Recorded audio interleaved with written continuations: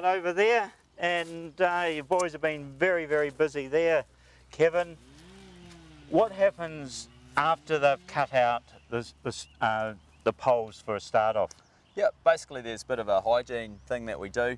We're trying to prevent any fungus entry into the wounds, so we clear cut all the stalls and they get sprayed with a sealer basically to stop any entry points into them. And I imagine having sunny, dry days like this is one of your best hygienes. Yep, very much so. Yep. So basically we don't harvest in the real wet, which is a real tough one for winter in Taranaki. Yes. So it's a bit of a rarity.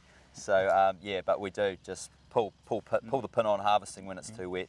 Yes. Well, where the nursery is, you're only a few k's from the sea, and there's a chronic northeasterly through here. How much does the salt winds influence what's happening? We've put a fair investment into shelter belt here, so we've got Japanese cedars on one side and banksia as well, which is really good feed source for the birds. I quite like the banksia. Yes. But, yeah, we try and keep away from poplars or willows in our shelter belts, just due to it's a host for any pests that may attack the plants. So we try and have another because source. that is one of the things in some of the orcharding situations I've found with willows, isn't it? Some of the peach aphids and so on overwinter in that willow debris. So it's an important thing, I suppose, to remind farmers that, you know, if they've got debris, clean it up. Yep. Now we look out here. I see some have been planted into plastic. If you're establishing a new stall bed, what's your format? Well, it has changed a little bit. But initially, when we're planting the 25 centimetre cuttings with just 2 buds out of the soil, so basically we want to get 1 main leader from its first rotation when growing the stalls, and so that's what we were generally doing. Planting into poly was really good because then it stops all the weed competition and reduction in chemicals needed to be used. Yeah, yes. And that must be a consideration, you know, growth in organic farming and everything. Do you ever get asked to for organically grown product? No, we haven't actually. That's an interesting one. We could do it, but I'd say it'll take a little bit longer to maybe grow those plants on. Yeah. Obviously, there's a nutrient, the soil, everything's basically had fertiliser, so that'd slow us down a bit. But yeah, it's just in the nursery, it just speeds things up and reduces competition. We'd have to look into other methods of weed control in particular. Yeah.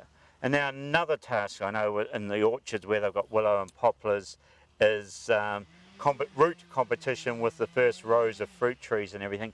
Through here, do you go through rippers or anything? No, we haven't. The only time we've done that is when we've had an armillaria diseased area. So we've gone in and cleaned up and channeled that out and removed all the material from a shelter belt that was existing. Right, yeah. Just to try and remove any root grafting and nutrient transfer. But root grafting here, they're sharing nutrients and so on. So yeah, and because you're trying to grow them all at the same time, you're getting quite a uniformity in supply. Oh, brilliant, yes, because you're planting them here, 1 metre spacing, so you know, you're getting a good...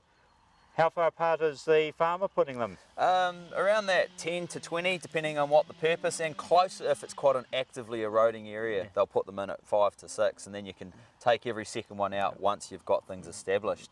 Yeah, so what about, you know, in some of the valleys and things, you get quite a bit of sort of wind dump and everything. Does that become part of the planting design with them, or do you put other species in to look after the wind? That's exactly it. Again, depending on form, some can handle the wind, some can't. Some like moist, humid, wet valley bottom. Some like it further up the top. So really, it's one-on-one relationship. Talking with those farmers, working through what needs to go where. That's why they're colour coded. Right. All the bundles are colour coded on the top. So when they're in the ground with the sleeve on, you can still see the colour. That's in the wrong place. I just thought that was you getting your graffiti urges out of the way with the spray cans. Yeah, I think the crew quite enjoy doing the spray. Yeah. Well, you mentioned the stock netting. We'll call it stock netting, so it's not fully pest netting, and the rammer to put one in. No, a little bit of physical action. See if Kevin's still got what it takes. So Kevin, the old rammer, you know, it's the old story, isn't it, where how tools disappear. You know, you put something down and it's amazing who comes along. We had a little hiccup. The rammer's disappeared because someone felt he was fitter than Kevin to be out using it.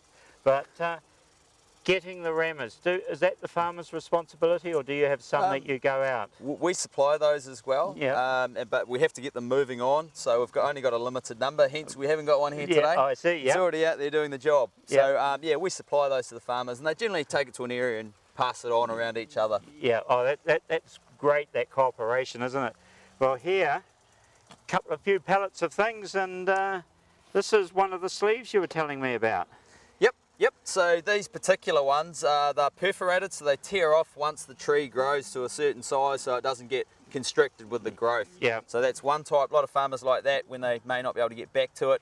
A lot of other farmers like the netlon sleeve here, which basically it lets the air get to the pole, gets the sunshine, and actually hardens off the bark quicker. Yeah. So the tree, when they do cut that sleeve off, it's the pole's in a much better state to survive from any stock. Plastic going out there, where are you sourcing this from?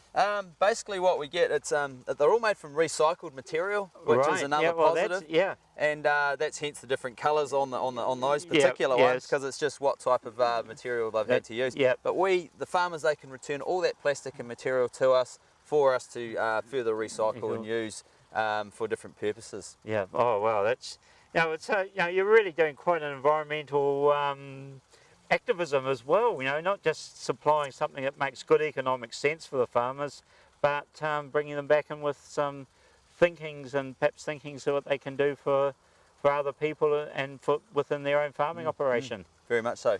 Yes. Now, come out here where we were standing before. You got the sprinklers going, sloshing away.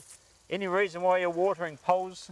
Yeah, basically we can't afford these poles to dry out, because even though they're in a dormant state, usually they're still attached to the tree and they haven't got that loss of moisture. So we have to keep them moist and living. Basically, if they go to the farm, when they go to the farm, we do like the farmers, if they're not going to plant them straight away, chuck them in a fresh running creek, big end in there, and they actually start to find nodes on the new root nodes before they go in the ground. Yeah. And so as long as they get them before too much root grows, that's what we like to see. Yes, because otherwise I imagine you're just going to lose all the roots as you bang them in if there's too many. And the other issue is quite often if you do a pilot hole, the roots go upwards and they're all facing upwards and up in the hole, and they don't actually like that too much. No, they've got to go back round and down again. So that's, Now, if a farmer doesn't get them into the straight running water, I imagine it'd be good to just recut the bottom surface again. Yep, very much so if they're just left for too long. But again, sometimes if they leave them to dry, you cut them and get them in the water. Still safe, get them back in the water to soak up all that moisture before they get planted. Right, no, brilliant. Well, Kevin, quite an eye-opener what's going on in here, and thanks for coming. Thoroughly enjoyed it. And we look forward to bringing you another story next week.